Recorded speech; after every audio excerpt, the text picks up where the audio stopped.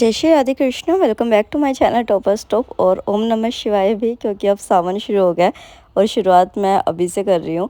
थोड़ी सी लेट उठी थी मैं, उसका बताऊँगी आगे जाके क्या था। एक्चुअली वो वाला पार्ट मैंने लगाया नहीं।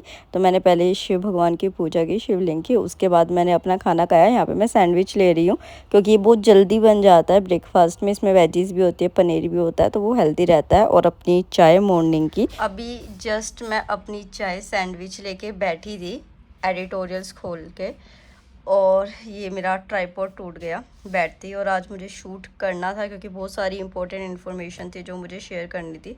तो अभी मैं देखती हूँ कि किसी तरीके से मैं जुगाड़ करके इसको कर पाती हूँ शूट, क्योंकि मेरे को आज बहुत सारे रिसोर्सेज आपके साथ शेयर करने थे। सो एज़ ऑलवेज जैसे मेरा होता है कि मैं कभी ब्रेकफास्ट या लंच कुछ भी कर रही होती हूँ तो मैं साथ में एडिटोरियल या प्रीलिम बूस्टर ये सब देखा करती थी। तो अब मैं एडिटोरियल देख रही हूँ आज का 23 जुलाई का। और हाँ, आपने सही गैस किया था कि जो अब मैंने नई शॉर्ट्स डालनी शुरू की है जिसमें कि 1 मिनट की वो शॉर्ट होती है एंड विद एनिमेशन मैं आपको वो टॉपिक समझा रही हूँ। तो वो 22 जुलाई का एडिटोरियल एनालिसिस ही था। ये मैंने क्यों शुरू किया, क्योंकि उससे क्या हो रहा है कि मेरा रिवीजन हो रहा है, उसके साथ जो ब्रेक हो रहा है, तो ब्रेक में मैं कोई फालतू चीज़ नहीं कर रही, उस टाइम मैं शूट कर रही हूँ। तो मेरी कंपनी ने मुझे ये आइडिया दिया था कि इससे आप अपने ऑडियंस से भी अच्छे एजुकेशनल वे में कनेक्ट हो सकते हो और उसी के साथ आपका रिवीजन भी अच्छे तरीके से हो सकता है। तो वो इस एडिटोरियल का ही था। तो फिर जो है मैं अपना एडिटोरियल कर रही थी। देखो, कुछ चीज़ें ऐसी होती हैं कि जो आप डेली बेसिस पे करते ही करते हो। तो ये जो एडिटोरियल होता है उसी के साथ मेरा ऑप्शनल है, एथिक्स है, ये सारी चीज़ें ऐसी हैं जो कि मैं डेली बेसिस पे करती ही करती हूँ, क्योंकि ये आपको अपडेट करनी ही करनी पड़ेगी। एथिक्स में भी केस स्टडी के लिए या फिर कोई एग्जाम्पल आपको ऐसा दिखाना पड़े कि जो आपके लिए अच्छा हो, तो ये आपको करना पड़ता है। और ऑप्शनल तो ऑब्वियसली क्योंकि बहुत मार्क्स फैचिंग होता है। तो फिर उसके बाद मैं पहले न्यूज़ चैनल से बजट देख रही थी। ये मेरी हमेशा से आदत है। मैंने आज स्पीच नहीं सुनी थी बिकॉज पहले मैं पढ़ रही थी, पर यहाँ पे मैंने ऐसे ही किया है कि अभी मैं नॉर्मली न्यूज़ चैनल से देखूंगी। उसके बाद जो है वो मैं 2-3 चैनल से देखूंगी। जिस चैनल से मुझे ज़्यादा अच्छे से समझ आएगा, जिसके क्रिस्प नोट्स होंगे, फिर मैं अपना बजट पूरा कर लूँगी। मैं हमेशा से ऐसे करती हूँ। ये मेरा तरीका है अपनी पढ़ाई को अच्छा करने का। मैं आपको एक तरीका बताती हूँ आपकी पढ़ाई अच्छी करने का। तो अगर आप अभी जस्ट 12th पास है और ड्रीम ग्रेजुएशन यूपीएससी के साथ क्रैक करना है, तो देखिए पीडब्ल्यू ओनली है आपके लिए यूपीएससी प्रारंभ 2027 बैच लाया है, जिसमें आपको बीए डिग्री प्रोग्राम भी मिलेगा, जिसमें नेक A+ एक्रेडिटेड मंगलता यूनिवर्सिटी से आपको बीए डिग्री मिलेगी। और इसमें आपका मैक्सिमम यूपीएससी का कवर किया जाएगा सिलेबस विद ग्रेजुएशन डिग्री। और ये 3 साल का प्रोग्राम है जो आपको यूपीएससी की A to Z प्रिपरेशन कराएगा। हार्ड एंड सॉफ्ट स्किल्स भी आपको प्रोवाइड किए जाएंगे। अगर आपका क्वेश्चन है कि ये होगा कैसे, तो देखो यहाँ पे आपको एनसीईआरटी, जीएस, ऑप्शनल, सीसेट सब पढ़ाया जाएगा। फर्स्ट 2 साल जो होंगे उसमें हार्ड स्किल्स, सॉफ्ट स्किल्स दिए जाएंगे। आप प्लान बी के लिए भी रेडी हो सकते हैं। वहीं अगर आप एक कॉलेज स्टूडेंट हैं तो आप सिर्फ यूपीएससी प्रारंभ 2027 भी कर सकते हैं ग्रेजुएशन के दौरान ही। और अगर मेरा कूपन कोड लगाएंगे TS500 तो आपको और डिस्काउंट मिल जाएगा। सारे लिंक डिस्क्रिप्शन बॉक्स में है। ये बहुत अच्छी अपॉर्चुनिटी है कि आपकी ग्रेजुएशन डिग्री भी होगी, उसी के साथ आपके पास बहुत सारे ऑप्शंस होंगे। So don't miss it. तो फर्स्ट रिसोर्स जो मैं शेयर कर रही हूँ ये वो टेलीग्राम चैनल है ऋषभ शर्मा। इनका मैं वो भी किया करती थी, प्रीलियम बूस्टर भी और रिकॉल में भी मैंने यहीं से की थी। तो पीडब्ल्यू ओनली IAS पे, तो ये वो है।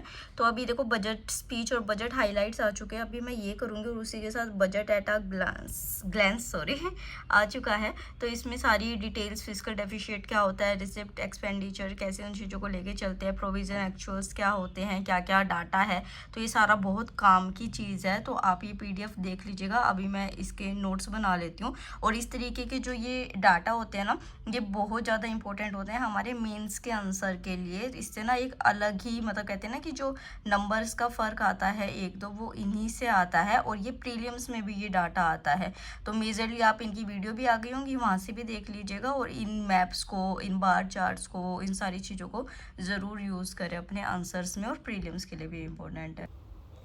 उसके बाद अगेन मैं अपने नोट्स बनाने बैठती हूँ और एक तो पता नहीं क्या पंगा हो जाता है। मेरे पेन्स गुम हो गए हैं, क्या हो गया है, मतलब मुझे प्रॉपर याद था कि मेरे पास एक बॉक्स था जिसमें कि सारे पेन्स रखे हुए थे और वो बैक बॉक्स मुझे मिल नहीं रहा। कई बार मुझे ऐसे लगता है कि नहीं यार वो शायद ख़त्म हो गए थे, क्योंकि इतना लिख रही हूँ ना मैं डेली बेसिस पे, तो समझ ही नहीं आता है। तो इस वजह से मैंने रिफ़िल्स ही यूज़ करनी स्टार्ट किया। रिफ़िल्स में थोड़ी सी प्रॉब्लम होती है लिखने में। तो मैं सोच रही हूँ कि अभी मार्केट जाऊँगी, क्योंकि मेरा जो बेड टेबल है ना, उसका भी जो स्क्रू थे वो बहुत दिन से निकले हुए थे और मैं सोचती थी कि कल जाऊँगी, परसों जाऊँगी, फिर बीमार हो गई थी। इस चक्कर में मैं ला ही नहीं पा रही थी। तो आज मैं सोच रही हूँ कि मैं अपने पेन्स भी ले आऊँगी मार्केट में जाके। हालाँकि बारिश का मौसम बहुत गंदे वाला हो रखा है, हर जगह कीचड़-कीचड़ हो रखा है। पर अब जो काम करना है तो वो करना ही है। पता नहीं कितने दिन हो गए हैं मुझे घर से निकले हुए। मुझे तो ऐसे हो रहा है कि अब जिस दिन मैं घर से निकलूँगी उस दिन तो मेरे को बड़ी टायर्डनेस होगी। मतलब मेनली मेरे साथ ये होता है कि इतने दिनों बाद घर से निकलो तो एकदम से क्या बोल रही हूँ मैं?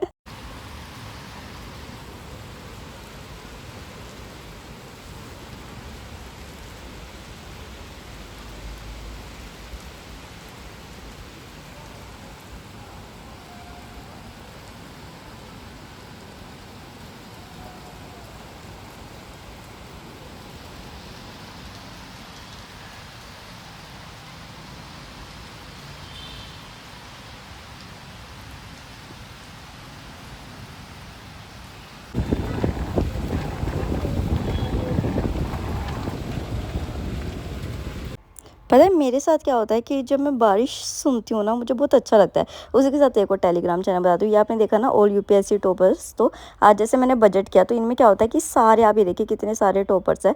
इन सब की जो कॉपी है ना जीएस 3 की, वो यहाँ पे दे रखी है। टेलीग्राम पे ये चैनल है, इसको मैं रिलीजियसली फॉलो कर रही हूँ।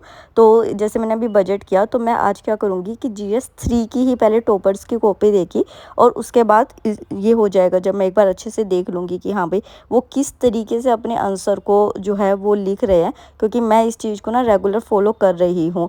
पहले भी मैंने ये चीज़ें करी हुई थी और अभी भी मैं कर रही हूँ, क्योंकि ये होता है कि थोड़े टाइम बाद जब आप उस चीज़ में नहीं रहते ना तो वो आपके माइंड से स्किप हो जाती है चीज़, तो ये बेटर रहता है। तो पहले मैंने टॉपर्स के देखे, 2 टॉपर्स की मैंने देखी थी। उसके बाद मैंने अपने मेंस के निकाले प्रीवियस ईयर जीएस 3 के। और हाँ, मैं पानी ज़रूर साथ में लेके बैठती हूँ, बिकॉज़ हाइड्रेशन बहुत ज़रूरी होता है। तो मैं ऐसे ही कर रही हूँ कि जो ये मेरी नोटबुक है ना, जिसमें आंसर राइटिंग की जो नोटबुक है उसमें मैं पहले क्वेश्चन लिख लेती हूँ, क्योंकि मैं अपने आंसर्स को बार बार एनालिसिस भी करती हूँ। और आपने पूछा था कि मैंने मॉक्स किस किस के ले रखे, तो देखो कुछ इंस्टीट्यूट्स के मॉक्स मैंने ऑफलाइन मंगाए थे, वो मैं आप लोगों के साथ शेयर करूँगी।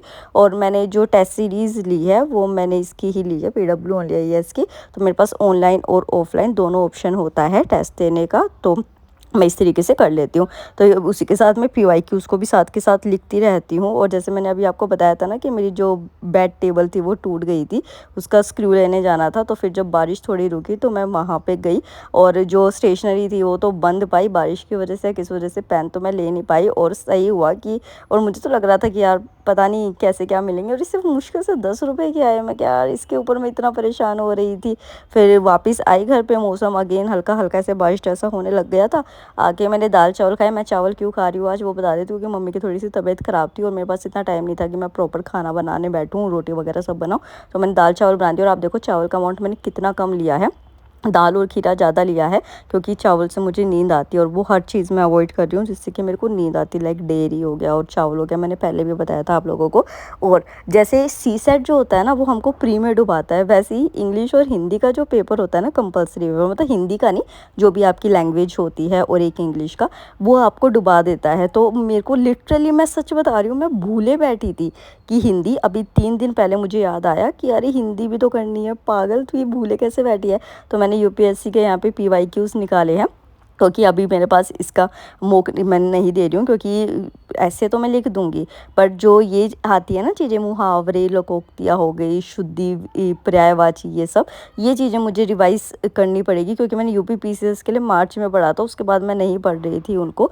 और यही चीज़ें ऐसी हैं कि जो नंबर बना देती है, क्योंकि पता चला कि जीएस पढ़े गए सब कुछ अच्छे से लिखा है, और इंग्लिश और हिंदी में, इंग्लिश में तो नहीं, इंग्लिश तो चलो हो जाएगी मेरी, हिंदी में ही मैं डूब गई। हो सकता है, क्यों नहीं हो सकता, एवरीथिंग इज़ पॉसिबल। अगर बहुत लोगों को मैं जानती हूँ जिनका जीएस बहुत अच्छा गया था, बट सी सेट में नंबर की वजह से वो रह गए थे, तो मेंस में भी ऐसे हो सकता है। उसके बाद मैं अपने ऑप्शनल की नोटबुक को बाहर लेके आई। मैं अपने ऑप्शनल को अपने उससे भी पढ़ती हूँ, जो मतलब स्टडी मटेरियल होता है इंस्टीट्यूट का। फ़िलोसफ़ी है मेरा ऑप्शनल, मैं कई बार बता चुकी हूँ, बट अगेन कोई बात नहीं, बता रही हूँ। तो यहाँ पे मैं उन्हीं नोट्स को रिवाइज़ करती हूँ, क्योंकि क्या होता था कि सर हमको पहले समझाते थे, फिर जो है ना वो डिक्टेट करते थे, तो वो चीज़ ना दिमाग में बैठ गई थी। तो जब भी मैं उनके डिक्टेट किए हुए लाइन्स को पढ़ती हूँ ना, मुझे वही सिनेरियो दोबारा वापस माइंड में आ जाता है as it is. Do you heard this sound? Birds की तरह बोलने लग गए हैं अभी, देखो सुनो, आ रही है ना आवाज़। तो अगेन मौसम बारिश का हो गया है, तो मैं अंदर जाके बैठ के पढ़ती हूँ। अभी मुझे फ़िलोसफ़ी के क्वेश्चंस करने और काले बादल आ चुके हैं अगेन। तो मैं यहाँ पे अपना क्वेश्चन बैंक कर रही थी फ़िलोसफ़ी का, और हमारे सर ने कहा था कि इसको अच्छे से कर लो बिकॉज़ यूपीएससी की एक्सपर्टीज़ है फ़िलोसफ़ी के क्वेश्चंस बनाने में, क्योंकि सबको लगता है कि बड़ा छोटा-सा सिलेबस है, बट ये उतना ही डेप्थ में सब्जेक्ट है। और यूपीएससी कैसे क्वेश्चन घुमा के बना देगा वो कोई समझ में नहीं पाता, कोई भी जो है इंस्टीट्यूट वाला। तो आज के ब्लॉग के लिए इतना था। आई होप आपके लिए हेल्पफुल रहा होगा। अपने बजट को ज़रूर पूरा कर लेना और चैनल को सब्सक्राइब कर देना, वीडियो को लाइक कर देना। Thank you so much and take care.